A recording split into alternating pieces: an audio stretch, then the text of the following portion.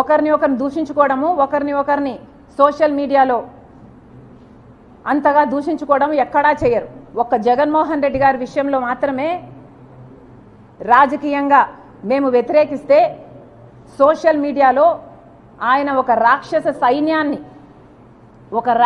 సైన్యాన్నే పెట్టి వేల మందిని ఎంప్లాయ్ చేసుకుని రాజశేఖర రెడ్డి బిడ్డ అనే ఇంగితం లేకుండా, మీకోసం పాదయాత్ర చేశానని లేకుండా, పాదయాత్ర చేసినప్పుడు నేను షర్మిలారెడ్డినే, కానీ ఇప్పుడు మీతో విభేదించాను కాబట్టి నన్ను, నా క్యారెక్టర్ని, నా పుట్టుకను, నా పేరును ఇలా ఎన్ని విధాలు వీలైతే అన్ని విధాలు నాశనం చేయడానికి చూసింది ఒక్క జగన్మోహన్ రెడ్డి గారు మాత్రమే. అందుకు మీరు చరిత్రలో నిలిచిపోతారు. జగన్మోహన్ రెడ్డి గారు, జగనన్న గారు గుర్తుపెట్టుకోవాలి. ఒక చెల్లెలుగా చెప్తున్నాను, మీరు దీనికి చరిత్రలో నిలిచిపోతారు.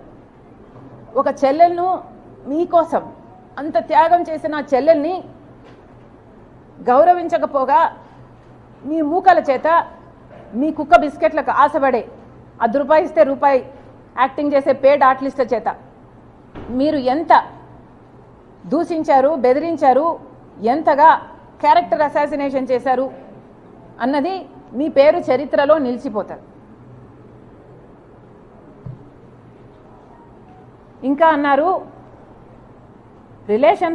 రిలేషన్షిప్స్లోకి రాజకీయాలు వచ్చినప్పుడు సంబంధాలు చెడిపోతాయి, అందులో కూడా చంద్రబాబు లాంటి వాళ్ళు జోక్యం చేసుకొని ఆశ చూపి ఇలాంటివి చేస్తే ఇంకా చెడిపోతాయని అన్నారు. జగన్మోహన్ రెడ్డి గారికి మళ్ళీ చెప్తున్నాం, మీకు చంద్రబాబు గారి పిచ్చి పట్టింది. జగన్మోహన్ రెడ్డి గారికి చంద్రబాబు పిచ్చి పట్టింది. ఈ పిచ్చి obsession is causing him to hallucinate, అంటే భ్రమ, imaginations. This obsession is making him delusional. Jaganmohan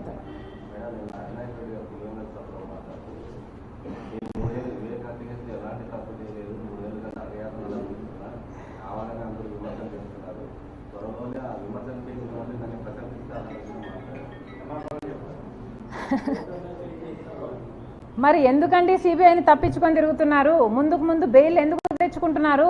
CBI దగ్గరికి వెళ్ళండి, మీకున్న సాక్ష్యాలు, మీకున్న కన్విన్సింగ్, మీరేదో జగన్ రెడ్డిని చేయడం కంటే మీరు అక్కడికి వెళ్ళి వాళ్ళని కన్విన్స్ చేసుకోవచ్చు కదా. అయినా దొంగ, నేను దొంగతనం చేశాను, నన్ను పట్టుకోండి అని నిలబడతాడా అండి? అక్కడనే నేను చేయలేదనే చెప్తాడు ఏ దొంగ అయినా. ఆ దొంగను నమ్మినోడు పిచ్చోడు. అవినాష్ రెడ్డి నేను చేయలేదని జగన్మోహన్ రెడ్డి గారు చెప్తుంటే జగన్మోహన్ రెడ్డి గారు నేను కన్విన్స్ అయ్యానంటే మరి ఎక్కడ పిచ్చోళ్ళు ఎవరు? ఇక్కడ జగన్మోహన్ రెడ్డి గారు పిచ్చోడు అనుకోవాలి.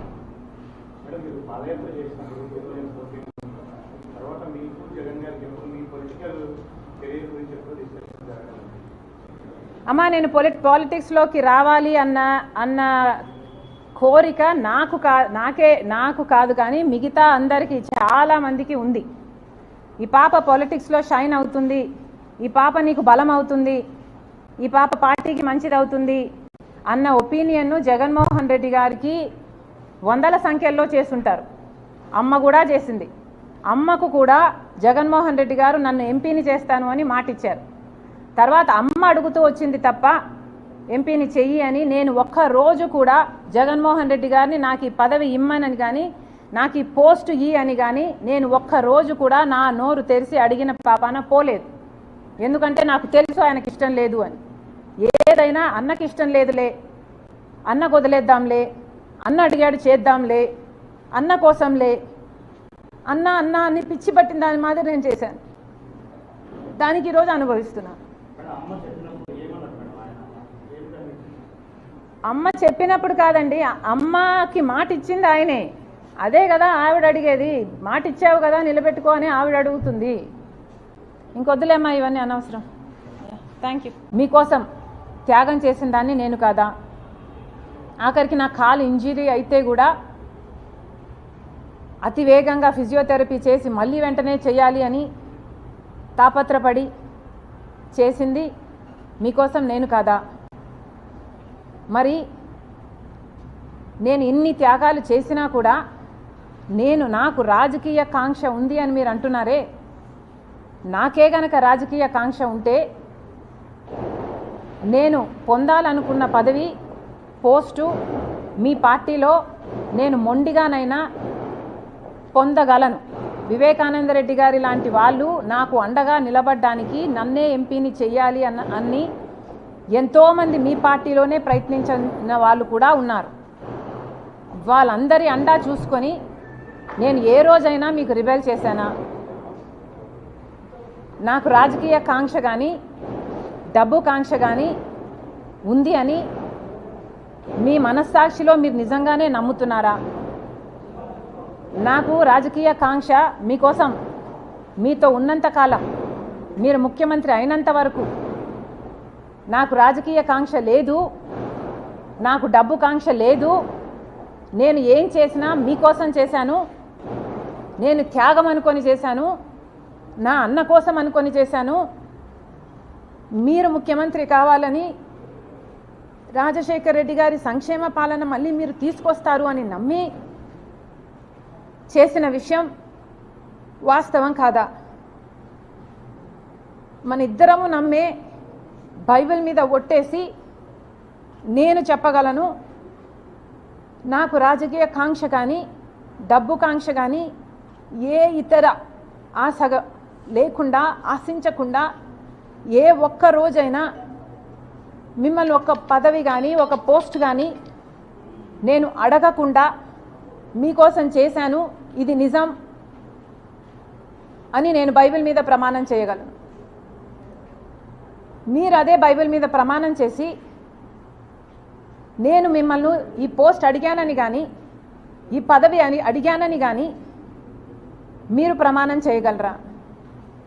నాకు రాజకీయ కాంక్ష ఉంది అని కానీ డబ్బు కాంక్ష ఉంది అని కానీ మీరు రుజువు చేయగలరా?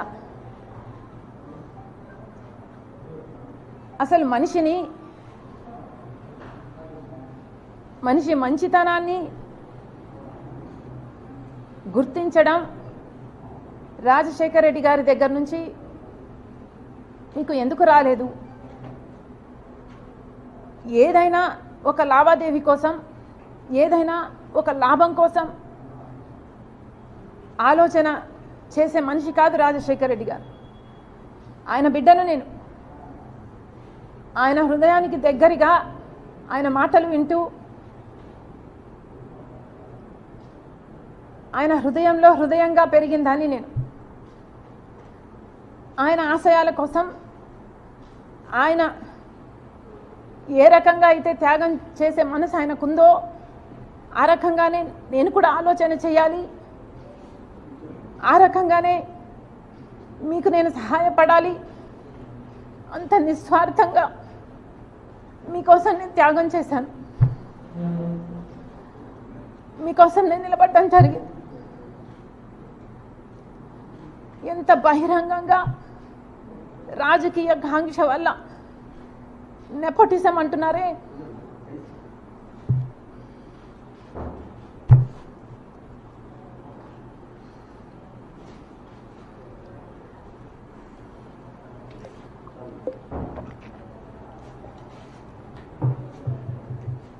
నెపోటిజం అంటున్నారు జగన్మోహన్ రెడ్డి గారు. రాజశేఖర రెడ్డి గారి రాజకీయాలలో ఉంటే వివేకానంద రెడ్డి గారు కూడా ఆయన పక్క రాజకీయాలలో ఉన్నాడు, రాజారెడ్డి గారు కూడా రాజకీయాలలో ఉన్నాడు, రాజారెడ్డి గారి భార్య మా జయమ్మ కూడా రాజకీయాలలో ఉంది, సౌభాగ్యమ్మ కూడా రాజకీయాలలో ఉంది. అందరూ ఒక్కొక్క పదవి వాళ్ళ వాళ్ళ టైంలలో చేసిన వాళ్ళు, వాళ్ళంతా ఒకే జనరేషన్కు చెందిన వాళ్ళు.